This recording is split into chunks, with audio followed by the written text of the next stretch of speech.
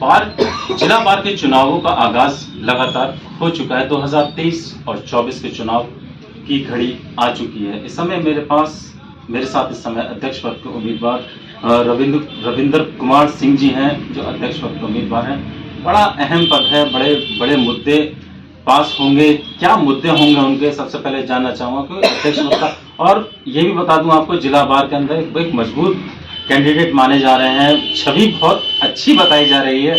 तो हम चले आए उनके पास, मुद्दों की बात कर लेते हैं। अध्यक्ष जी, सबसे पहले मुद्दे बता दीजिए, क्या क्या मुद्दे आपके हैं इस समय? देखिए, मुद्दा तो अधिवक्ताओं का मान सम्मान जी, ये मेन मुद्दा रहता है। दूसरा मुद्दा यह है कि अधिवक्ताओं के पास चैम्बरों का अभाव है जी। तो चैम्बर जितने ज़्यादा संख्या में हम बनवा सकें वो एक मुद्दा रहेगा, और उसे सही तरीके से उनका आवंटन हो जाए, जिन्हें आवश्यकता है उनको मिल जाए। मेरा एक स्थिति भी है कि शायद यदि ईश्वर ने या भाइयों ने मुझे साथ दिया तो एक अत्यधिक संख्या में चैम्बरों का निर्माण करने का प्रपोजल है, और वो प्रस्ताव भी है। उससे पहले भी एक बार अध्यक्ष रहा मैं, तब भी एक चैम्बरों का निर्माण का प्रस्ताव शासन को भेजा था, जो पास हुआ था जी। वो शायद धन के अभाव में रुका हुआ है। उसको पुनः जो है चालू करा करके उसे अति शीघ्र निर्माण करेंगे। अध्यक्ष जी, देखा गया है कि जो आपका टाइम जो ड्यूरेशन होता है वो बहुत कम होता है। आपको नहीं लगता कि वो बढ़ना चाहिए? नहीं, टाइम कितना है, सफिशिएंट टाइम।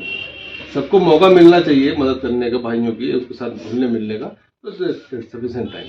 अच्छा, जो नए बच्चे आ रहे हैं उनके साथ सबसे ज्यादा ये होता है कि उनको जगह नहीं मिलती, उनको जो है अपना फील्ड बनाने आते हैं वकालत के अंदर, उनके लिए क्या आप लेके चल रहे हैं साथ? देखिए, उनके लिए मेन तो ये है कि बैठने की व्यवस्था, जहाँ पर बैठ के प्रॉपर्ली वर्क कर सकें, वो व्यवस्था उनके पास होनी जरूरी है, जिससे कि वो अपना काम सुचारू रूप से कर सके।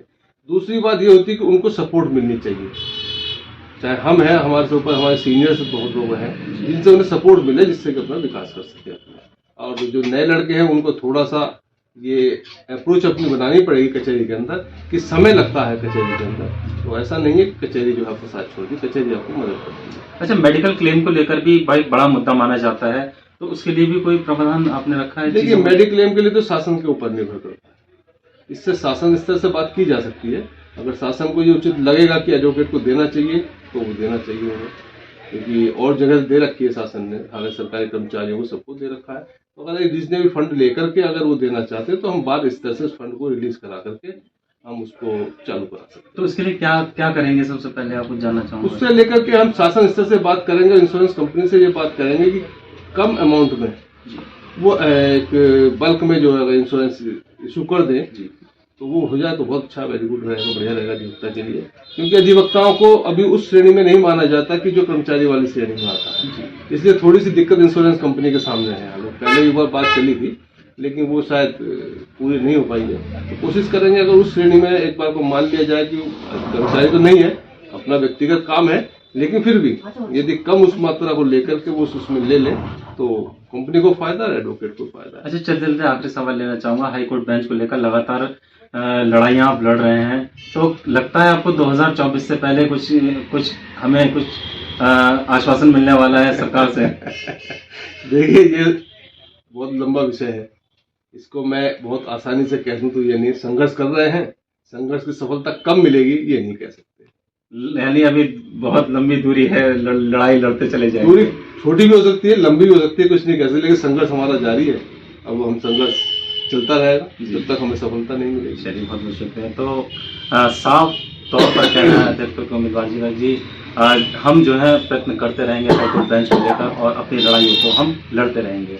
कैमरा पर्सन मिलन वर्मा के साथ आरिफ खान, न्यूज हेडलाइंस। आज के चुनाव 2023 और 2024 का आगाज हो चुका है। मेरे साथ इस समय पंडित आनंद कश्यप जी हैं, जो महामंत्री पद के उम्मीदवार हैं। जानना चाहूंगा उनकी क्या क्या उम्मीदें हैं इस समय वोटर्स से, जो है जो अधिवक्ता हैं उनसे, और क्या मुद्दे उनके होंगे ये भी मैं उनसे जानना चाहूंगा। कश्यप जी, क्या क्या आपके मुद्दे होंगे जो आप जो है अधिवक्ताओं के लिए रखने के लिए समय चल रहे हैं? सबसे पहली चीज जो मोस्ट इम्पोर्टेंट चीज है वो एक है कि अधिवक्ताओं की कोई भी लाइफ पॉलिसी नहीं होती है। बहुत अहम मुद्दा है, अहम मुद्दा है, क्योंकि अधिवक्ता की हारी, बीमारी, मृत्यु के पश्चात उसका कोई करने वाला नहीं होता है। तो मेरी कोशिश ये रहेगी इस बार आयुष्मान कार्ड योजना जी, जो सरकार ने, केंद्र सरकार की चलाई हुई है, जो सबको जो लाभान्वित हो रहे हैं, हम अधिवक्ताओं को छोड़कर सबको ये सुविधा उपलब्ध है।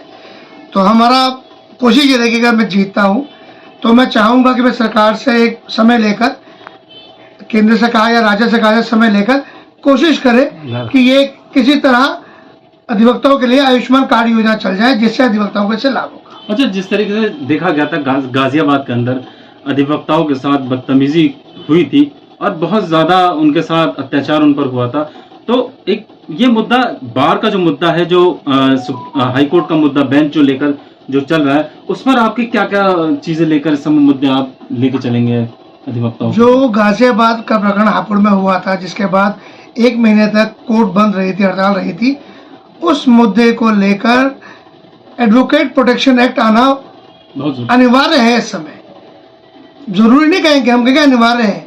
अगर जिस तरह से डॉक्टरों को लेकर एक्ट आ चुका है कि कोई डॉक्टर से बदतमीजी करे डायरेक्ट FIR होगी, कोई हॉस्पिटल में बदतमीजी करे, सेम हमारे अधिवक्ताओं के साथ भी अगर कोई क्लाइंट या किसी के द्वारा बदतमीजी की जाती है तो एडवोकेट प्रोटेक्शन एक्ट आ जाए, जिससे हमको अधिवक्ताओं को बहुत सहूलियतें हो जाएंगी।